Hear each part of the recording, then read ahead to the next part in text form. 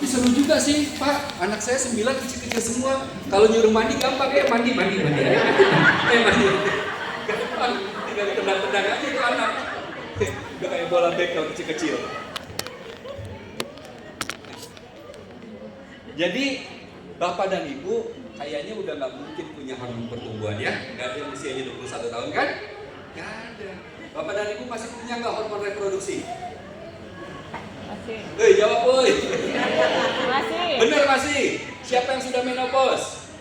Gak mungkin punya hormon reproduksi. Gak bisa lagi.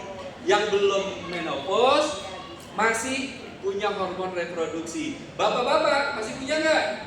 Masih sampai sebelum mati. Makanya boleh 4, jangan dihalang-halangi. Ada yang sudah menopause, Pak? Sudah? Belum? Kapan belum menopause? Berarti mau menopause ya, Pak ya? Siap-siap, Pak. Iya, laki-laki gak ada menopause ya. Dia masih bisa reproduksi, hormonnya masih bagus ya. Yang turun pasti yang paling turun adalah testosteronnya aja. Makanya hampir rata-rata laki-laki usianya di atas 40 pasti gendut perutnya. Ya, nggak mungkin nggak gendut kalau dia nggak jaga. Kenapa lihat perut saya ini? Saya baru 39, Bu. 39. Ya, jadi testosteron itu biasanya yang membuat perut laki-laki itu membesar, buncit atau gendut. Makanya dia harus jaga, dia harus main beban, dia harus olahraga supaya jagain perutnya supaya nggak gebuk. Kenapa? Karena testosteronnya udah pasti turun, tapi hormon reproduksinya dia masih ada. Paham ya? Punya hormon apa lagi Bapak Ibu? Endokrin, ada hormon imunitas, pertahanan tubuh, ada hormon tulang, rangka, wow macem-macem ya. Hormon yang bisa membuat Bapak dan Ibu duduk di sini sambil berpikir, ngedengerin saya ngomong itu hormon ya. Saya ngomong sambil bergerak, sambil jalan, sambil mikir, sambil ngomongin apa lagi nanti itu ya, ini hormon yang kerja gitu ya. Nah, maka hormon juga harus dijaga. Jaganya dengan apa? Protein, lagi-lagi ikan. Makanya orang yang jarang makan ikan, ya udah, maaf Bu, belum waktunya menopause, sudah menopause. Saya punya temen SMP 35 tahun sudah menopause. Tiap hari makanan mie ayam, saus, mie ayam, bakso, saus.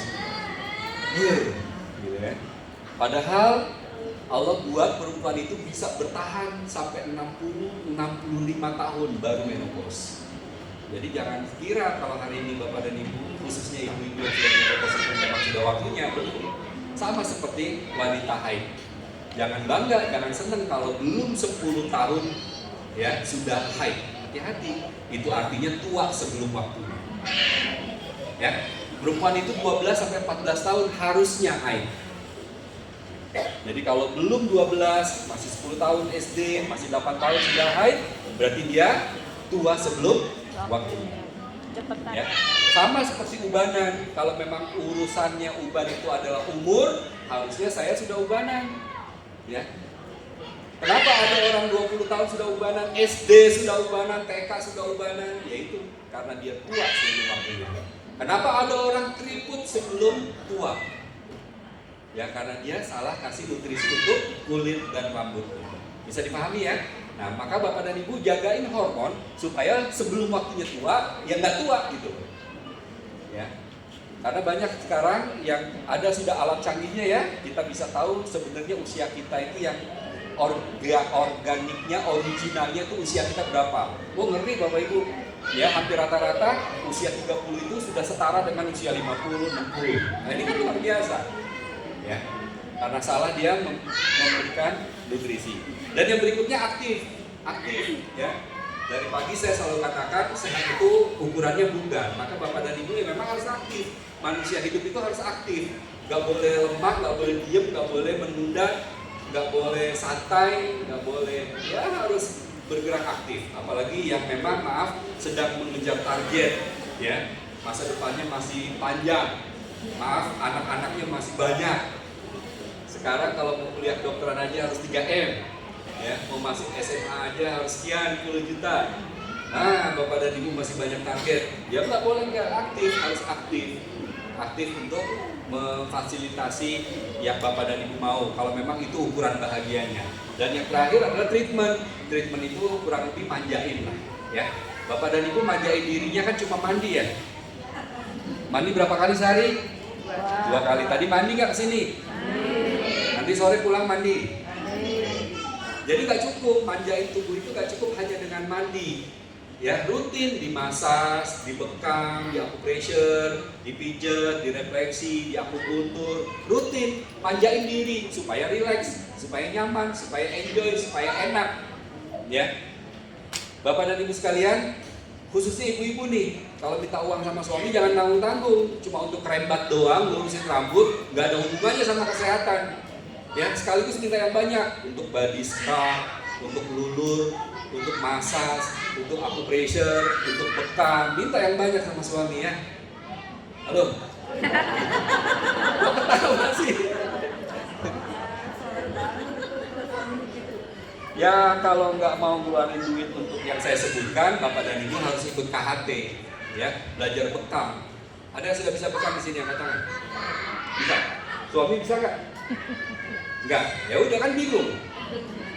Kalau mau dibekam kan harus bayar ke orang. Siapa yang suami istri bisa bekam? Bisa. Habis bekam kan enak ya, habis bekam dibekap pasti. Dibagi ya? Iya. Iya, bekam-bekaman, selesai bekam, bekam-bekapan. Pressure acupuntur, ya itulah ilmu ya, nggak perlu kita bayar kalau kita suami istri bisa mendalaminya. Baik Bapak dan Ibu sekalian, kita masuk ke 5 organ utama ya. Ada lambung, usus, ginjal, jantung, paru-paru. Ya. Yang mana yang mematikan? Semuanya. Semuanya? Enggak. Jantung. Yang mematikan mana? Hati-hati. Jantung. Hati. Sering patah hati nggak mati?